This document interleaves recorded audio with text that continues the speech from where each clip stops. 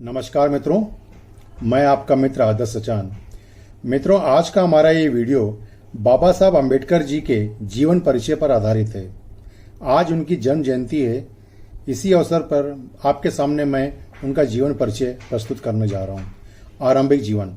Doctor B.R. Ambedkar ji का जन्म 14 अप्रैल 1891 को मध्य प्रांत में इंदौर के पास महू, जो अब अम्बेडकर नगर के नाम से जाना जाता है, की सैन्य छावनी में हुआ था। वह सेना के एक अधिकारी रामजी मालोजी सकपाल व भीमाबाई सकपाल, जो सूबेदार लक्ष्मण मुर्बातकर की बेटी थी, की 14वीं व आखिरी संतान थे। अम्बेडकर जी एक गरीब निम्न महार दलित जाति में पैदा हुए थे, जिन्हें अछूत माना जाता था और सामाजिक आर्थिक भेदभाव के अधीन किया जाता था। अम्बेडकर जी के पूर्वजों ने लंबे समय तक ब्रिटिश ईस्ट इंडिया कंपनी की सेना के लिए काम किया था। उनके पिता मऊ छावनी में ब्रिटिश भारतीय सेना में काम किया करते थे। हालांकि वे स्कूल में उपस्थित थे, लेकिन अम्बेडकर जी और अन्य अछूत बच्चों को अलग रखा जाता था और शिक्षकों के द्वारा बहुत कम ध्यान दिया जाता था। शिक्षा। 1897 में बाबा साहब अम्बेडकर जी का परिवार मुंबई आ गया, जहां Ambedkar ji Elphinstone high school में नामांकित एकमात्र अछूत छात्र बन गए। 1906 में जब वह लगभग 15 साल के थे, तब उनकी शादी 9 साल की लड़की रमाबाई से हुई थी। 1907 में उन्होंने अपनी मैट्रिक परीक्षा पास की और बाद के वर्ष में उन्होंने एल्फिस्टन कॉलेज में प्रवेश लिया, जो मुंबई विश्वविद्यालय से संबद्ध था। 1912 तक उन्होंने मुंबई विश्वविद्यालय से अर्थशास्त्र और राजनीतिक विज्ञान में अपनी डिग्री प्राप्त की और बड़ौदा राज्य सरकार के साथ रोजगार लेने को तैयार हुए। संयुक्त राज्य अमेरिका। 1913 में अम्बेडकर जी 22 साल की उम्र में संयुक्त राज्य अमेरिका चले गए। उन्हें बड़ौदा राज्य छात्रवृत्ति से सम्मानित किया गया था, जिसे न्यूयॉर्क शहर में कोलंबिया विश्वविद्यालय में स्नातकोत्तर शिक्षा के लिए अवसर प्रदान करने के लिए डिजाइन किया गया था। उन्होंने जून 1915 में अर्थशास्त्र में पढ़ाई और समाजशास्त्र, इतिहास, दर्शन शास्त्र और मानव शास्त्र के अन्य विषयों में MA की परीक्षा उत्तीर्ण की। उन्होंने एक थीसिस प्राचीन भारतीय वाणिज्य प्रस्तुत किया। अम्बेडकर जी जॉन डेवी और लोकतंत्र पर उनके काम से प्रभावित थे। प्रतिभाशाली। 1916 में उन्होंने अपना दूसरा शोध पूरा किया, national dividend of India, A historic and analytical study, एक और MA के लिए, और आखिरकार उन्होंने अपने तीसरे शोध के लिए 1927 में अर्थशास्त्र में PhD प्राप्त की। उसके बाद वे लंदन चले गए। 9 मई को उन्होंने मानव विज्ञानी अलेक्जेंडर गोल्डनविच द्वारा आयोजित एक संगोष्ठी में पहले भारत में पेपर जातियों को उनके तंत्र, उत्पत्ति और विकास को प्रस्तुत किया। अक्टूबर 1916 में उन्होंने ग्रे इन में एक बार कोर्स के लिए दाखिला लिया और उसी समय लंदन स्कूल ऑफ इकोनॉमिक्स में दाखिला लिया, जहां उन्हें डॉक्टरेट थीसिस पर काम करना शुरू किया। उन्हें 4 साल के भीतर अपनी थीसिस जमा कराने के लिए लंदन लौटने की अनुमति मिल गई।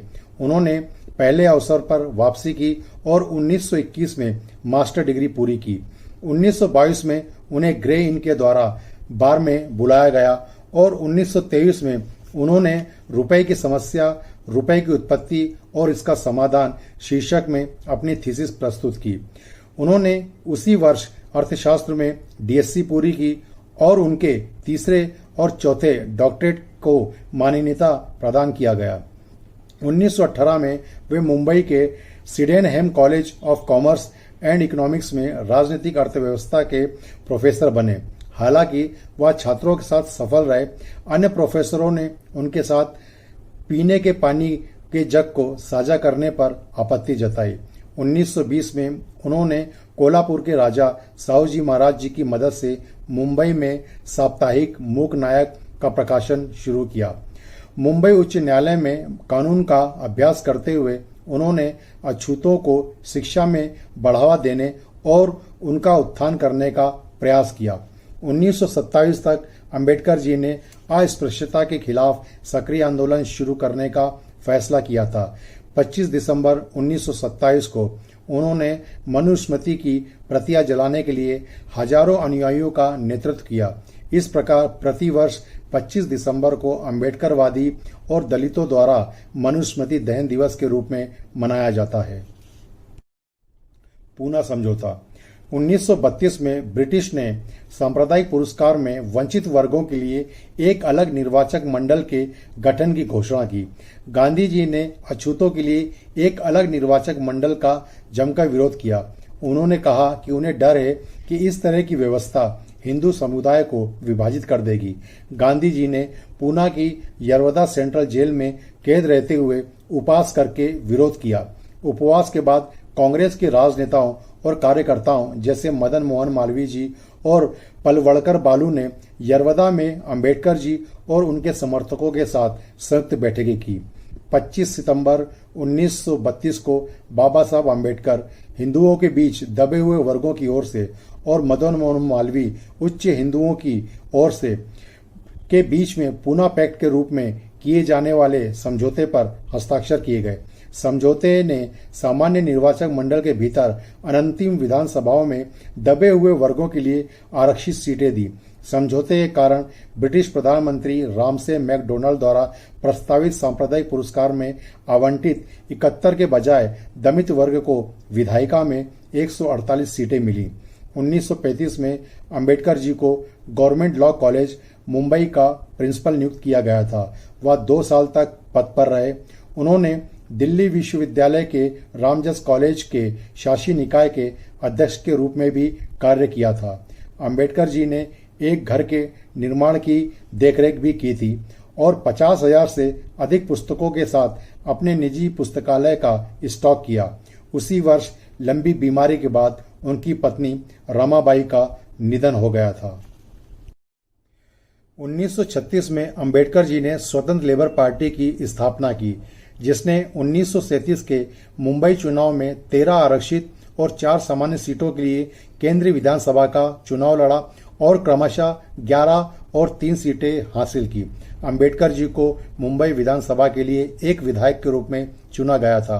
अंबेडकर जी ने 15 मई 1936 को अपनी पुस्तक एनिहिलेशन ऑफ कास्ट प्रकाशित की। अंबेडकर जी ने पाकिस्तान पर 4 पृष्ठों का एक लेख लिखा, जिसका शीर्षक था पाकिस्तान, जिसने अपने सभी पहलुओं में पाकिस्तान की अवधारणा का विश्लेषण किया।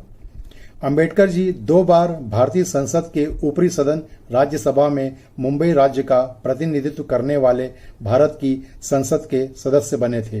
राज्यसभा सदस्य के रूप में उनका पहला कार्यकाल 3 अप्रैल 1952 और 2 अप्रैल 1956 के बीच था और उनका दूसरा कार्यकाल 3 अप्रैल 1956 से 2 अप्रैल 1962 तक होना था, लेकिन कार्यकाल समाप्त होने से पहले 6 दिसंबर 1956 को उनकी मृत्यु हो गई। संविधान 15 अगस्त 1947 को भारत की आजादी के बाद नई कांग्रेस के नेतृत्व वाली सरकार ने अंबेडकर जी को देश के पहले कानून और न्याय मंत्री के रूप में सेवा करने के लिए आमंत्रित किया, जिसे उन्होंने स्वीकार कर लिया।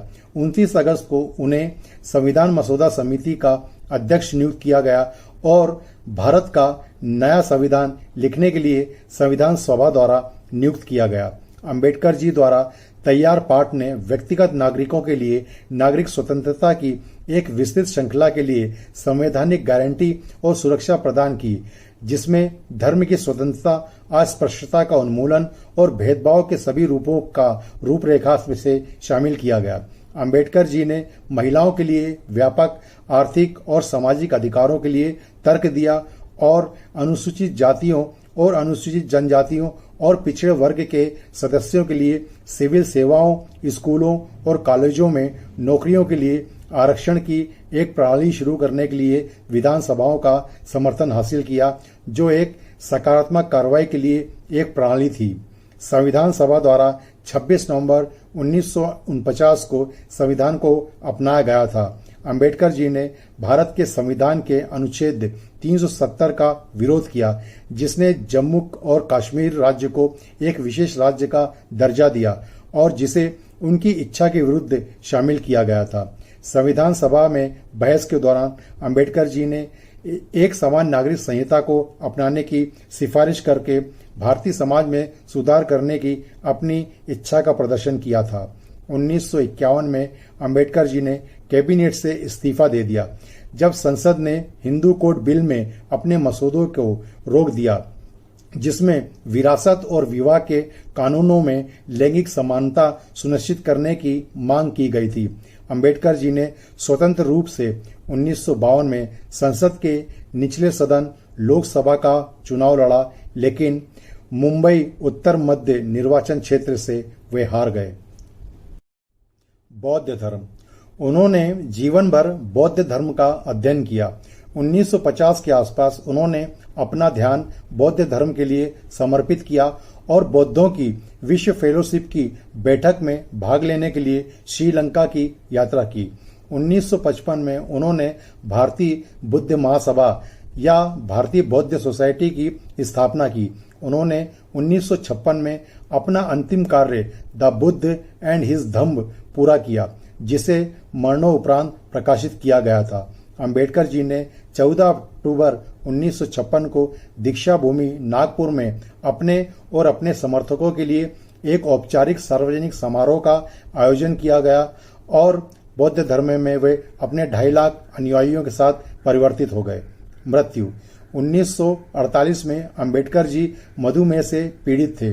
दवा के दुष्प्रभावों और खराब दृष्टि के कारण जून 1954 में जून से अक्टूबर तक वह बिस्तर पर थे।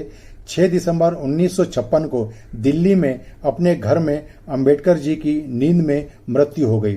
7 दिसंबर को दादर चौपाटी समुद्र तट में बौद्ध दाह संस्कार का आयोजन किया गया था, जिसमें आधा मिलियन दुखी लोग शामिल हुए थे। मैं ऐसे महामानव को उनकी जन्म जयंती पर समस्त देशवासियों की तरफ से कोटि कोटि नमन करता हूँ। वीडियो पसंद आया हो तो लाइक, कमेंट व शेयर करें। पेज को लाइक व चैनल को सब्सक्राइब करें। धन्यवाद। जय भीम, जय जवान, जय किसान, जय संविधान।